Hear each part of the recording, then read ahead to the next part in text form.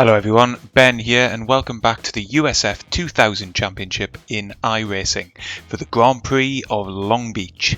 It's our first street circuit of the season, a 2-mile temporary track that is high speed and bumpy. Getting around in one piece will present a huge challenge and overtaking will be tough throughout the race. Fortunately for us, we've qualified well despite being among some very strong drivers for this race. The strength of field is over 2,000 and as you can see, even though we're lining up in 6th, we're surrounded by drivers with higher ratings and licenses than we have. Keep a particular eye out for the rapid pace of Paul Sitter-Jensen and Malvern in 4th. His fate and ours become interlinked throughout the race. For now though, we're about to get underway as we try to negotiate the final hairpin on the warm-up lap, so let's go to the grid. Right then, here we go then, getting ready to go, and we've got green lights and so we are away, and we've got away relatively cleanly. We've got a decent gap back to Schmaltz in 7th, and we've got a decent gap up ahead to Schneider, so if anything does kick off ahead of us we should have time to react into T1 here, but it looks as if everybody has gotten through relatively cleanly. Even though there's some pretty tight jostling up ahead, we're just focused on getting our tyres and our brakes up to temperature and staying clean on this opening lap, because unlike any other circuit, and as we just see, Schneider, I think, grazed the wall up ahead. Unlike any other circuit that we've raced so far in this USF 2000 Championship, any kind of mistake is very likely to be the end of our race. So I'm just focusing on not doing anything silly on this opening lap, and thankfully it looks as if as we hit the end of the second sector, it looks as if we're going to be getting through cleanly. I've got an eye up ahead of me there as it looked as if Schneider was shaping for a move on Scott Malvern, but as things stand it's pretty well as you were off the start line, and we're just coming around now into the final hairpin, get the car slowed down and get full steering lock on to get the car through that corner, and we're approaching the start finish line for the first time.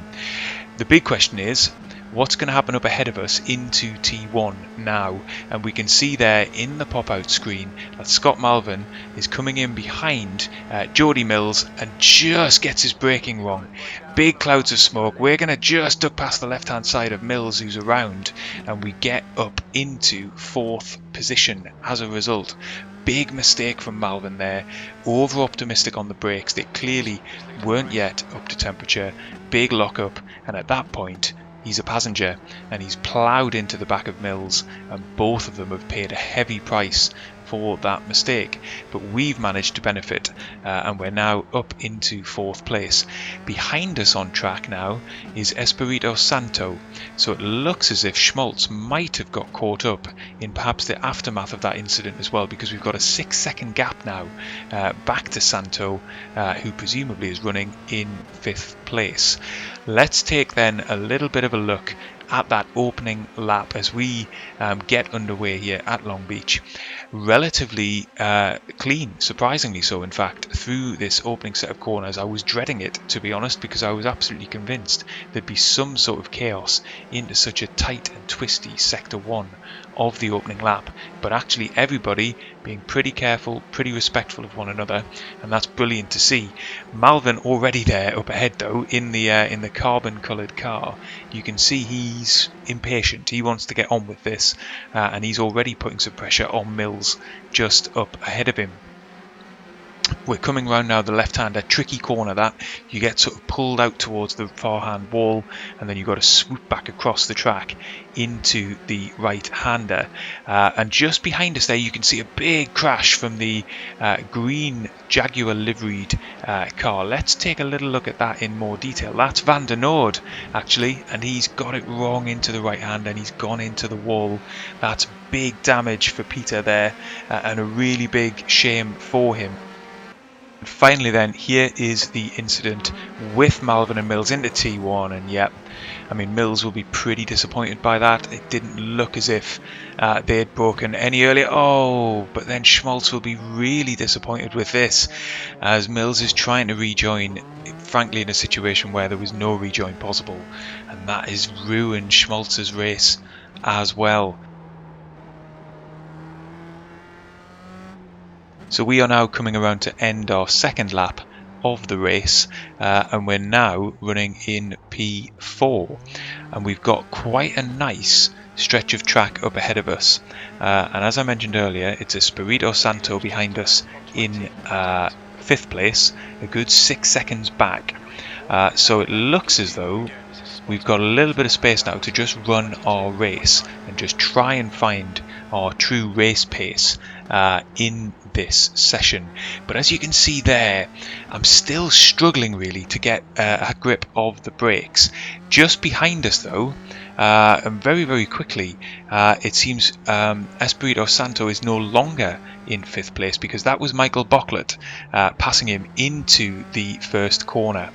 And already as well, we've got Malvern making moves to get back up the grid. There he is, challenging into the right-hander to move himself up into 8th position.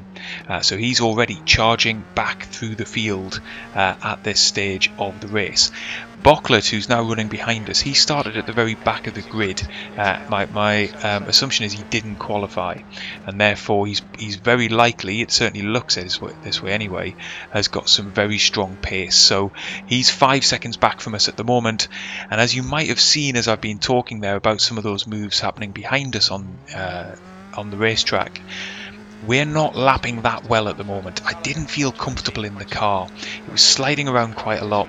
I was quite apprehensive on the brakes because it felt still like they were going to lock up very easily, and I was just so conscious that, just as Malvern discovered earlier on in the race, any kind of lockup and you can very quickly be, if not into the car ahead of you, then certainly into the barrier. So I'm just trying to build up my pace at the moment, try and get more confident behind the wheel. I'm well off the times that I was running in practice and in qualifying. Even my fastest lap of the race, the 22.9, is a good 8-9 tenths off where I was running and where I know my ultimate pace is. So again there you can see missing the apex of that corner, costing myself valuable tenths of a second to the drivers behind. Tentative into the right-hander there as well, and already Bocklet has taken the gap down by a second just in this half a lap alone. So I've really got a fight on my hands now to try and just manage that gap to the drivers behind. Schneider's already pulled out 5.5 seconds to us as we nearly lose the back end of the car there, coming around into the final hairpin. So it very much looks as if, unless something else happens up ahead of us, that 4th place is the place we're going to be fighting for in this race. And we've got Bocklet behind us to be thinking about. He's 3.5 seconds back now, so that's another half a second gone. But I can't get too preoccupied by that. I've got to be thinking about my race. And look at that, the back marker Mills, who'd rejoined, loses it again into T1. Meanwhile behind us, Malvern is about to make up another spot as he goes past Espirito Santo, so he's now up into 7th position, already back up 2 spots, having lost it at the first corner. And so we're now looking like we could be in a 3-way battle for 4th place as Malvern comes back through the field, and Bocklet is already just 2.5 seconds behind us.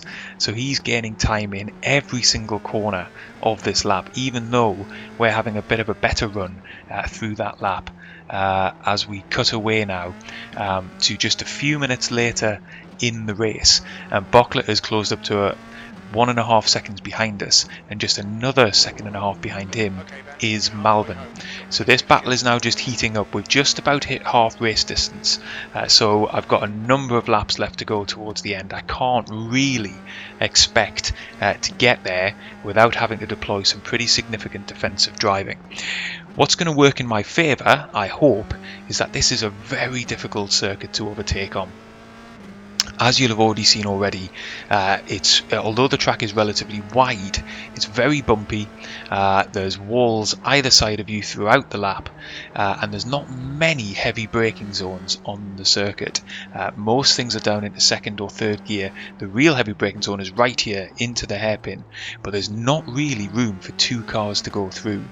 So the best overtaking opportunity is into T1, which is why we've seen so many moves in that part of the track already. We're going to cross the start finish line there and set our best lap of the race so far, 1:22.6. So we are finding a little bit more time, but Bocklet behind us has just set a 1:21.6, so he's going a second a lap faster than we are. We're a little bit tentative into the braking zone there, but we nevertheless get through cleanly enough. We're tight into the right hander, down into first gear and then up into second gear. It's looking though in my rear view mirror as if there's a significant battle heating up behind me between Malvern and Bocklet, and as we now look to the second screen there, we can see Malvern's about to make a move down into the left hander. He's just going to get alongside Bocklet, and he makes that move stick. So having had a disastrous lap 2 in this race, Scott Malvern is now back up into 5th place and looking at our rear wing. Bocklet is going to hope to hang on to the back of Malvern here and just try and close up on us as well, I'm sure. But we are going to have our hands full defending here because it looks like Malvern has got the bit between his teeth and he is really impatient to make up for lost time given that accident on lap 2. We're going to get the car slowed down again into the hairpin and onto the start finish straight, and he is just 0.3 seconds behind us as we come onto the start finish straight. That means he's going to be squarely in our draft, benefiting from the slipstream. Another good lap from us there, 1:22.4, so we are getting gradually quicker, but Malvern behind us set a 1:20.5. He's now going to come past us there on the inside. He gets the move done into T1. I didn't defend it too hard. He had a significant overspeed on us. We then just get a little bit carried away into the fountain section. We just keep a hold of the car and don't lose it, as I was just a little bit over eager there, having lost the place into T1. Just need to calm it down now because frankly Malvern is going to disappear into the distance. We don't really have the pace to fight him today, so we're going to just chuck back into thinking about our own race and thinking about how we can keep perhaps Bocklet behind us in a way that we weren't able to keep Malvern behind us just earlier in this lap. The difficult judgment that I've got is whether to run defensively into T1. There is an option to just close to the left hand side of the track. It will mean a really narrow, a sort of pinched apex for me and forcing Bocklet behind me onto the outside of the track. But my worry is that that's going to take me offline. And that's going to make it really, really difficult and more likely that I'm going to hit a barrier, or running side by side into the fountain with Bocklet is not really something I want to do either. He's though approaching us down into T1. I've decided to stick to the regular racing line simply because he was glitching quite badly at that point, and I was a little bit frightened that we'd even made contact as he disappeared behind me, but I gave him enough space on the inside and thankfully he made his way through on the inside. A bit disappointing there. I perhaps would have defended a little bit harder had he not been glitching in and out of my view. Let's just take a little look back at those two moves then, as we've dropped from 4th place down to 6th. Two quicker drivers passing us into T1. That move there from Malvern, nice and straightforward. We didn't squeeze him into the apex. He took the inside line, and then this second move, Bocklet down into the apex as well and through cleanly into the fountain section. So back into 6th place then, that's where we qualified. We've skipped forward another few minutes now. We've got about a lap and a half left of this race. The two guys who passed us, they've disappeared. They're off down the road.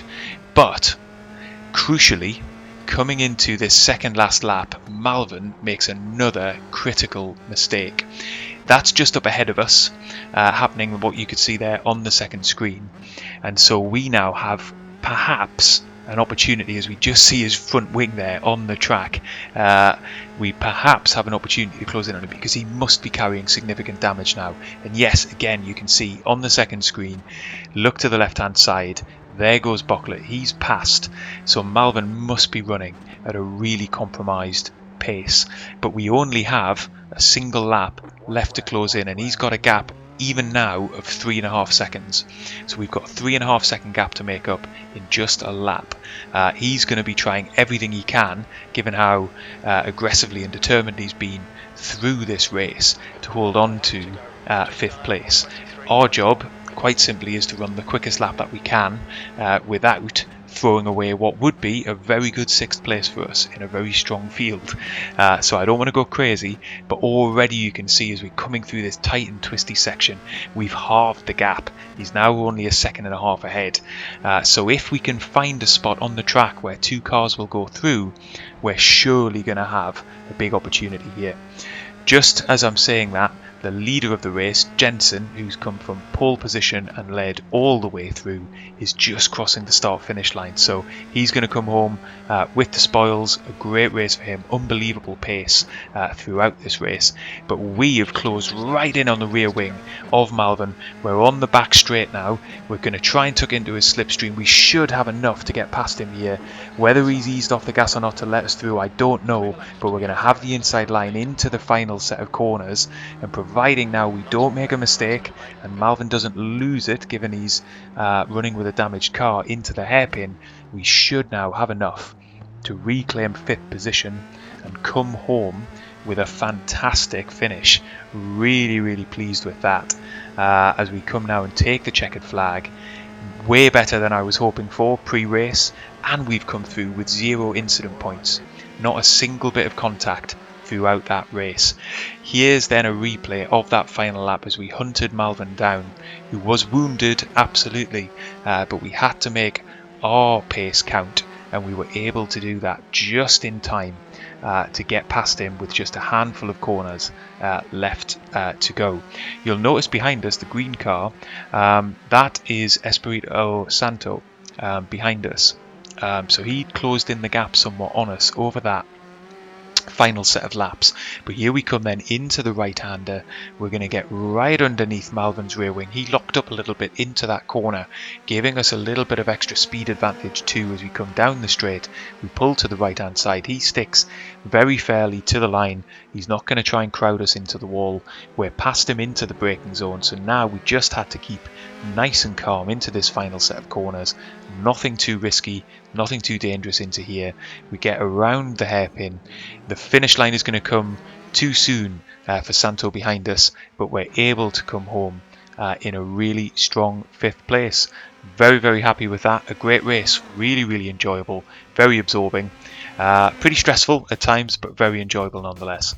There's our standings update then. We got a big haul of championship points for that finish. We're up into 35th position in the championship, which is amazing considering we didn't run the first 4 rounds of the championship, and given that your slowest 4 rounds get removed from the standings, we do stand to go up even further. Also, as a result of running this race, we got our C license, so that is going to open up some further series that we might participate in guest races this season, and then we'll open up our options even further as we think about which series to run next season as well. For the time being though, I hope you've enjoyed the race. If you have, leave a like, subscribe, and I will see you next time.